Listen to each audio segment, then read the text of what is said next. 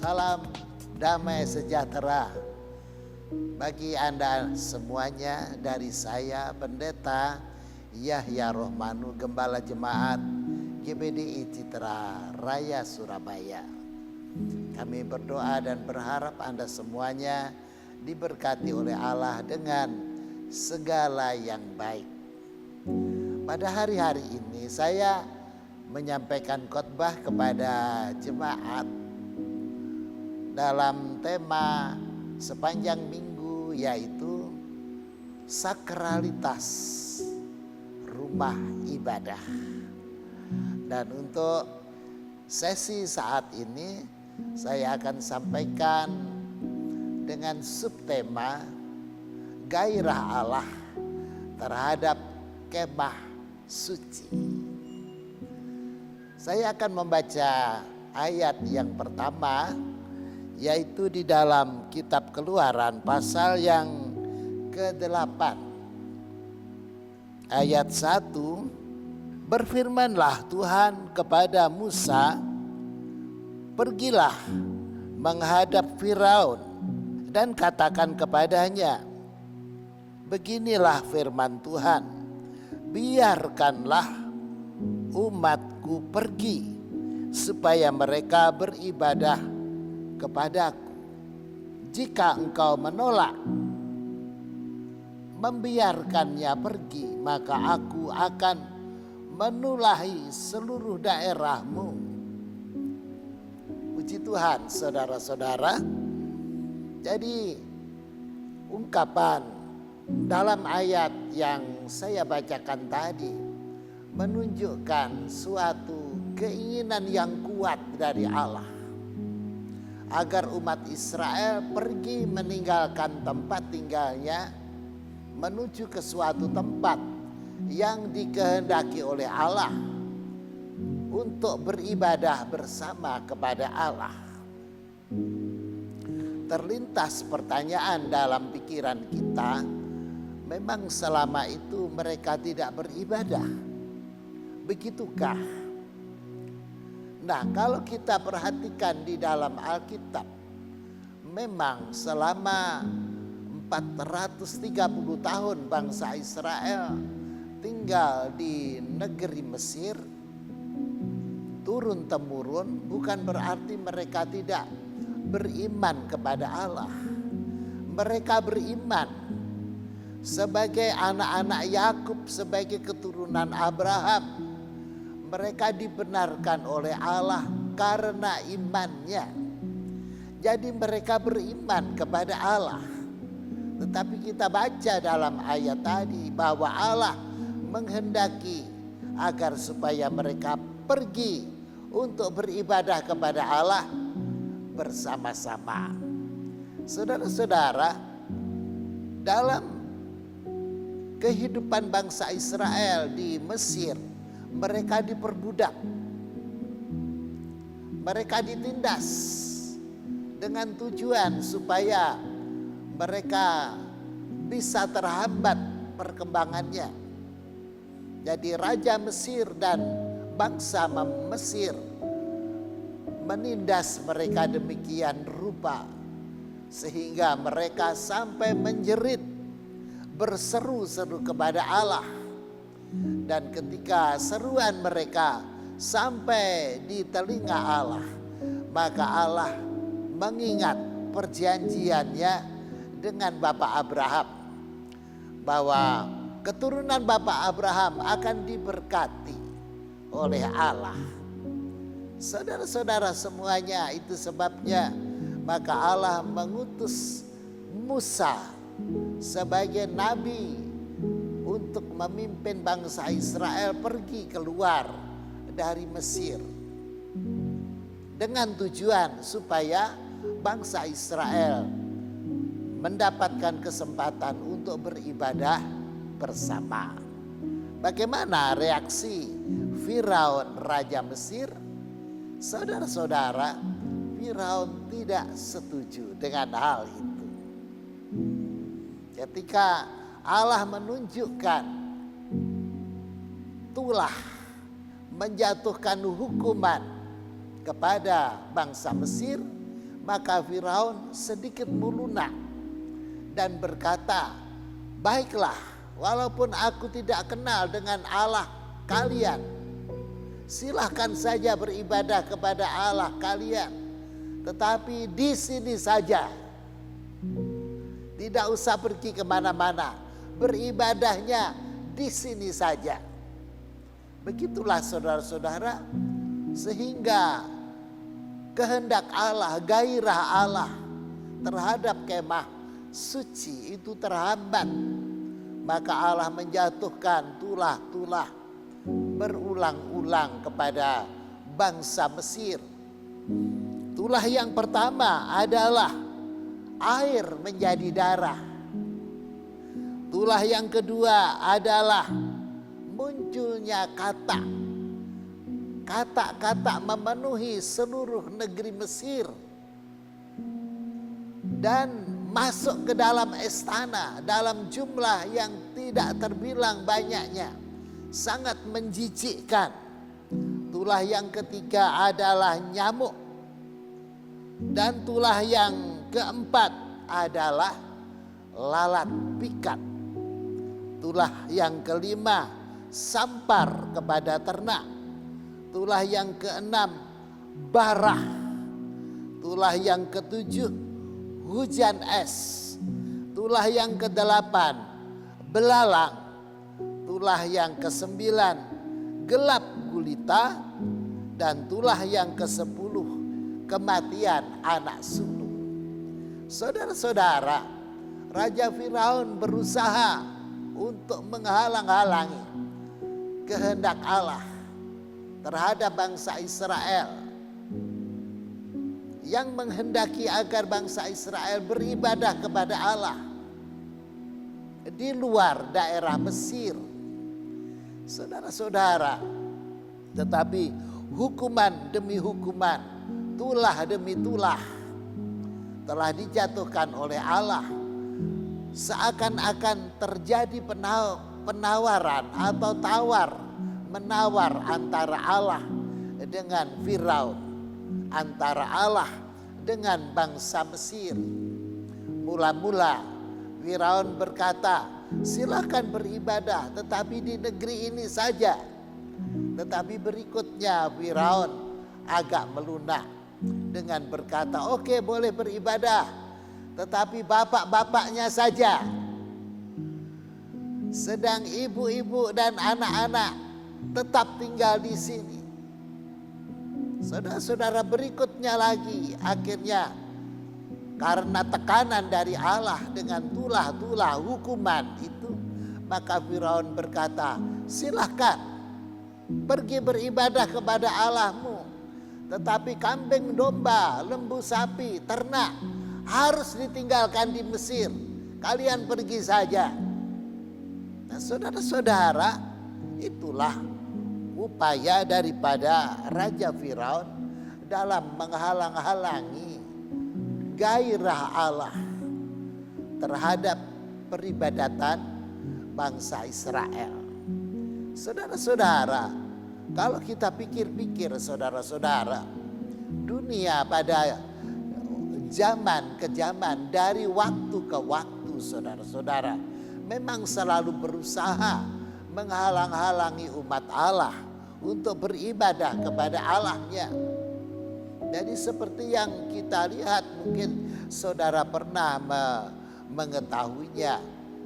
Maka dalam keluarga-keluarga seakan-akan ada suatu ketentuan, sudah cukup bapaknya saja yang beribadah, nanti berkatnya akan jatuh pada ibu dan anak-anaknya.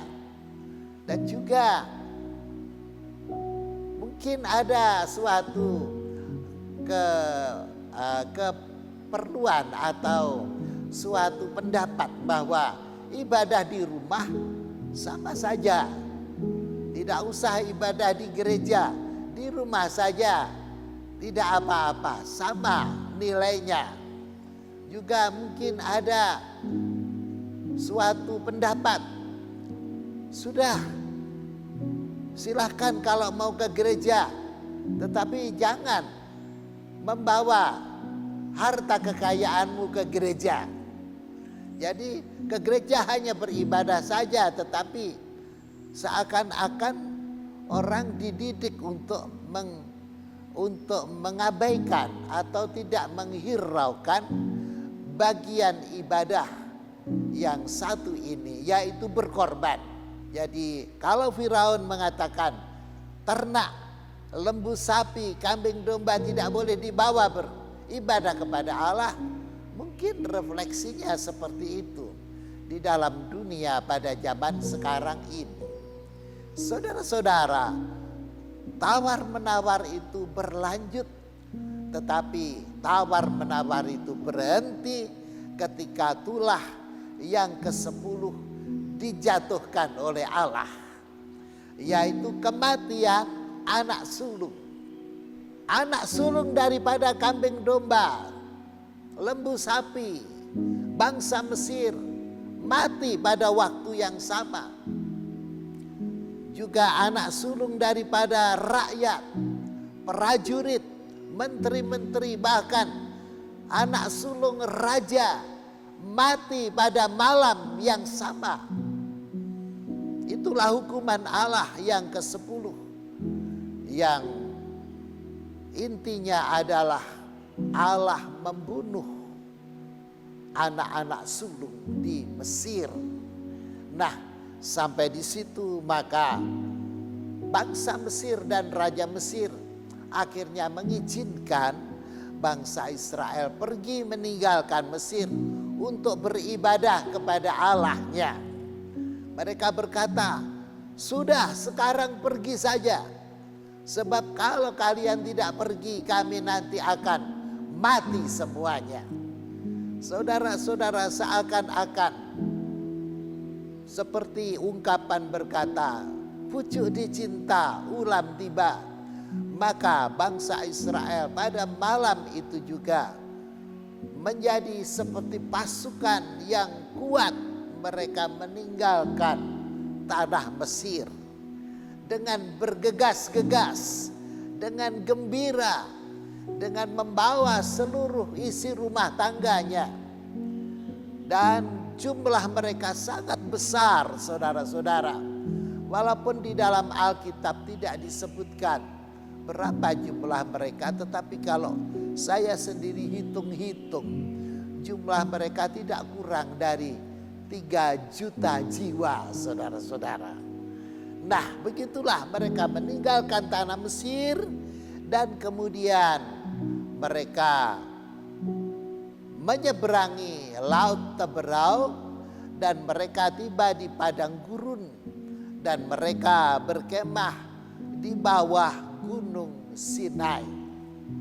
Saudara-saudara yang dikasihi oleh Tuhan, begitulah maka bangsa Israel telah lepas dari penjajahan Mesir dan mereka di dalam bimbingan Allah tiba di suatu tempat yang dikehendaki Allah. Mereka melintasi padang pasir selama 40 tahun sebelum mereka tiba di tanah yang dijanjikan oleh Allah, yaitu tanah Kanaan. Saudara-saudara, apa kemudian yang disampaikan oleh Allah ketika mereka telah berhasil melintasi laut dan menapaki padang gurun? Saudara-saudara, di dalam kitab Keluaran pasal yang ke-25, di sana ada ayat yang demikian bunyinya, yaitu ayat yang ke-8. Dan mereka harus membuat tempat kudus bagiku, supaya aku akan diam di tengah-tengah mereka, menurut segala apa yang kutunjukkan kepadamu sebagai contoh kemah suci dan sebagai contoh segala perabotannya. Demikianlah harus kamu membuatnya. Inilah yang dikehendaki oleh Tuhan. yaitu bahwa Tuhan menghendaki adanya tempat pertemuan antara Tuhan dengan umatnya Israel. Dan tempat pertemuan itu diberi nama kemah suci, atau kemah pertemuan, atau kemah Allah, atau kemah Musa, atau kemah tabernakel. Saudara-saudara sekalian, jadi inilah yang tadi saya sebutkan di dalam judul, di dalam subtema, sebagai gairah Allah terhadap kemah suci. Saudara-saudara sekalian, jadi akhirnya kesampaian, saudara-saudara. Jadi gairah Allah ini kesampaian. Keinginan Allah yang meluap-luap itu kesampaian dengan dibangunnya sebuah kemah suci, dengan perabotan-perabotan yang ditentukan oleh Allah harus dibuat dan dipersiapkan. Maka bangsa Israel dalam perjalanannya dari persinggahan ke persinggahan selama 40 tahun di padang pasir, di sana mereka dididik oleh Allah, di sana mereka dibentuk oleh Allah menjadi umat seperti tertulis di dalam pasal 19 dari kitab Keluaran. Di sana disebutkan seperti ini, saudara-saudara. Akan saya baca kitab Keluaran pasalnya yang ke-19. Ayat yang ketiga mulai. Lalu naiklah Musa menghadap Allah, dan Tuhan berseru dari gunung itu kepadanya, beginilah kau katakan kepada keturunan Yakub, dan kau beritakan kepada orang Israel, kamu sendiri telah melihat apa yang kulakukan kepada orang Mesir, dan bagaimana aku telah mendukung kamu di atas sayap Raja Wali dan membawa kamu kepadaku.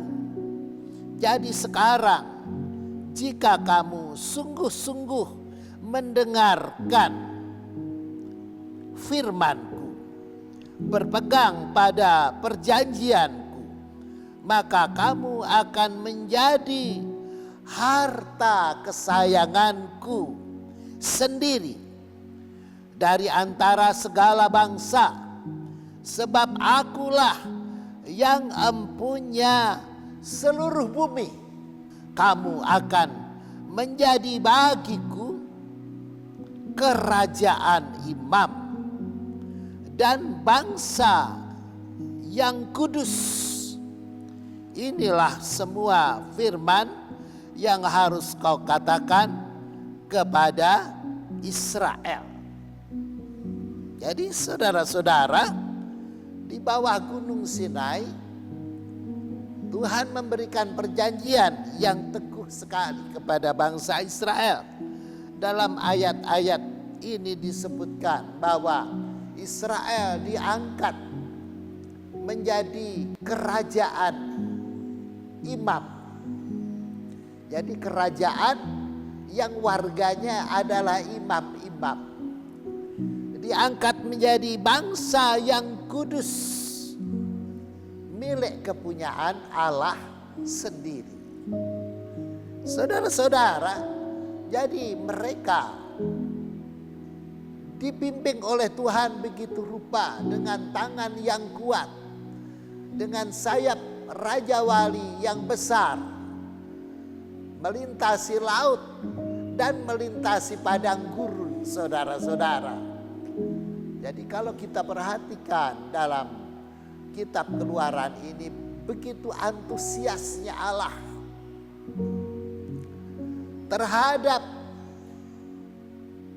rencana membuat kemah suci, supaya di sana terjadi pertemuan antara Allah dengan umat kesayangannya sendiri. Saudara-saudara, kemah suci kemudian dibangun. Harta kekayaan bangsa Israel dipersembahkan, terdiri dari emas, perak, perunggu, kain-kain kirmisi, merah, ungu, biru, dan sebagainya. Saudara-saudara, jadi harta kekayaan Israel yang dibawa dari Mesir ke padang pasir dipersembahkan kepada Allah dan dibuat untuk sebagai bahan pembangunan kemah suci tersebut. Itu adalah suatu bangunan yang mahal sekali, saudara-saudara. Nah, saudara-saudara, gairah Allah terhadap pembangunan kemah suci ini akhirnya kesampaian. Dengan membayar harga yang mahal sekali, yaitu mengorbankan bangsa Mesir, di mana mereka harus dijatuhi dengan berbagai macam hukuman, sampai akhirnya mereka angkat tangan, mereka tunduk dan membiarkan bangsa Israel pergi. Jadi betapa mahal harga yang harus dibayar, saudara-saudara. Gairah Allah terhadap peribadatan. Jadi kemah suci ini identik dengan peribadatan, saudara-saudara.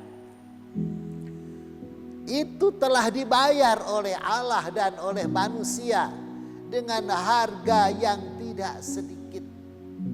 Harga yang mahal sekali, saudara-saudara. Maka terjadilah pertemuan-pertemuan setiap hari antara Allah dengan manusia, umat yang dipilihnya. Jadi saya bayangkan ada kelegaan yang besar, baik di hati Allah maupun di hati umat manusia. Mereka memiliki keleluasaan untuk beribadah. Allah menerima penyembahan dari umatnya, dan umat Allah menerima pengayoman dari Allahnya. Ada hubungan yang harmonis antara keduanya, Allah dan manusia, dan ada hubungan yang indah antara keduanya terjalin di antara mereka, yaitu manusia dengan Allah, Allah dan manusia, juga antar sesama manusia.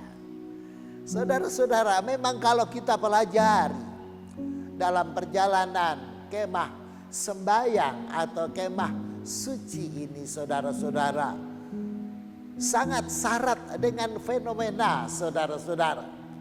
Banyak kejadian-kejadian yang mengerikan, yang menunjukkan kemahakuasaan Allah, dan sekaligus juga menunjukkan kelemahan-kelemahan manusia. Kalau kita baca di dalam kitab 1 Korintus pasal 10, keadaan bangsa Israel diungkapkan, saudara-saudara, oleh Rasul Paulus.